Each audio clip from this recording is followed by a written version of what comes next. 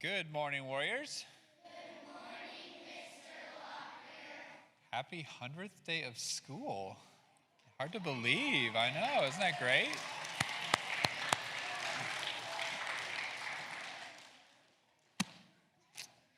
Please join me in the pledge to the Bible. I pledge allegiance to the Bible, God's holy word.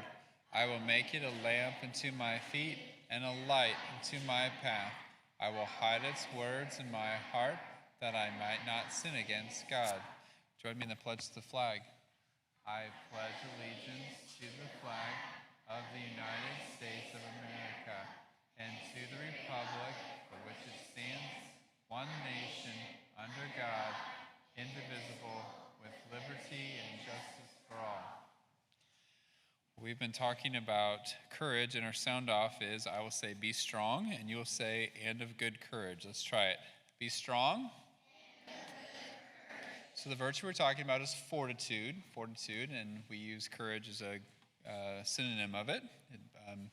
We are called in all the virtues teach us that we've learned so far, teach us about what to do or how to think, but courage is the bravery to do it. So we can see the right thing to do, we know the right thing to do, but the courage is to actually do it. So virtues are a wonderful thing, but if you never actually do them, then they end up being not so good. So when we talk about courage, we're talking about the bravery of doing it. And a lot of times when we are called to do something, we feel scared, we feel anxious, we feel afraid. But courage and bravery is doing the things in spite of how we feel.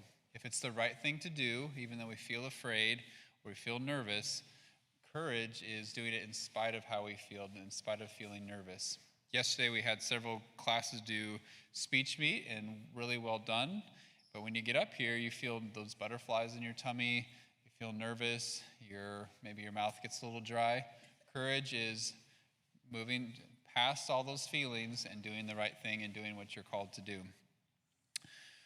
We have lots of examples of courage, and we read books here at Annapolis that one of the main themes in a lot of the books that we read is courage. And one of the books that you will read in 6th grade is The Hobbit. I think they just finished reading that. And one of the big themes of The Hobbit is courage. So 6th graders, think about one example, and I'm thinking mostly with Bilbo Baggins, where he had to show extraordinary courage. Can you give me one example? Abby, I'm going to rely on you. You're a bookie. Can you think of one example where Bilbo Baggins had to show extraordinary courage, or he showed courage? Can you think of one?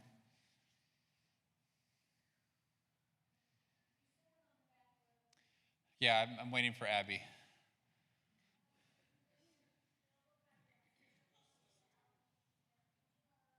Right. There were several opportunities that Bilbo had to rescue his team, his squad.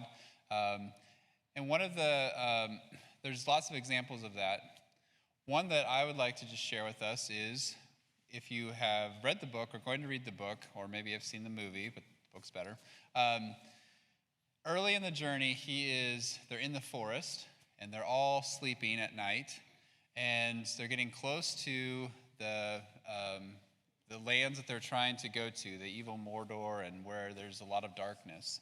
Well, in this forest, there's spiders that sneak up with them at night. And he is with some valiant warriors. He's with dwarves. He's with wizards and all of these wonderful powers and strong fighters. And then you have this ordinary little hobbit. Well, he wakes up and he realizes one of the strong dwarves had been captured by the spiders. And there's no one else awake. There's no one else that can rescue him. So he has a choice to make. Either he's going to have to fight these horrible, evil, dark spiders, or he can do nothing because he's so scared. Well, obviously the story's about courage, so he shows great courage, and he fights off the spider and rescues the dwarves. Well, in the book, there's this quote that I'd like to read to you. It says, "Somehow the killing of the giant spider, all alone by himself in the dark, without the help of the wizard or the dwarves, made a great difference to Mr. Baggins. He feels like a different person, much fiercer and much bolder. One of the interesting things about courage is when you do the right thing, even though it's hard, God gives you more courage. He gives you more boldness, and he actually makes you fiercer in a good way. What would happen if Mr. Baggins decided not to fight the spider and he just sat there and watched the dwarf die? How would he feel? Terrible, right? Would he get more courage by doing that? No, he'd probably have less. So when God calls you to do great things, even if they feel like you're all alone, but you know it's the right thing to do, and you have to overcome all of those feelings and you're afraid, what happens is that God actually gives you more courage. And the next time it gets to be easier, you get to be more bold, and you get to be more fierce. So even in little things, when you're all by yourself and nobody's watching, but you know it's the right thing to do, and you're not sure, and you feel afraid, and you're not sure if you have the courage to do it, God will give you the courage, and what he'll do is he'll actually give you more courage to be more bold and more courageous for him. We're singing our hymn of the month about Jesus being the light of the world.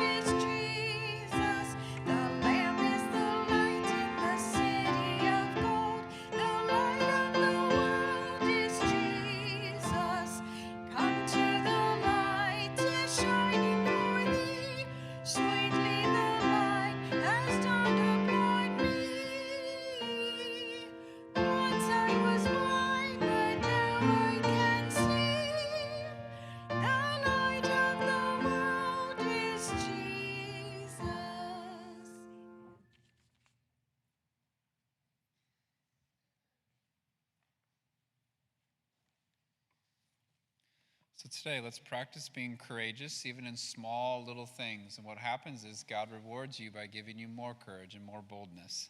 And that's really what being a warrior is all about, is showing courage even in times you feel afraid. So our sound off is, be strong and of good courage. That's right. Be strong. The Lord be with you.